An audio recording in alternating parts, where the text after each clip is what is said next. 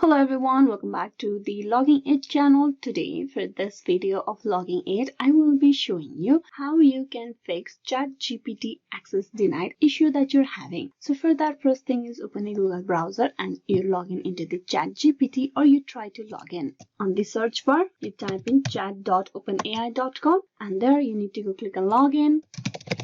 So when you click on continue, you will be able to get logged in. But for this video, it's about if you're having the issue or your access is being denied from ChatGPT. In that case, what you can do, or when you click continue, there's a display of message error code 1020 access denied message to be seen on your screen. These are the few step process that you can do to solve it. The first thing is you can refresh the page. In most cases, a page refresh should get rid of the error 1020 message. You can also try closing the tab and navigating directly to the ChatGPT login page as well. Now after that, what you can do is you can try a different web browser. I am currently using a Google Chrome, so I might not be able to get access because of that as well. So you can try using a different browser like Firefox, Edge, whatever that you have on your laptop or PC, as a rogue extension or misconfigured setting in your web browser might be blocking access to the ChatGPT. Similarly, what you can do to solve the access denied issue is you can restart your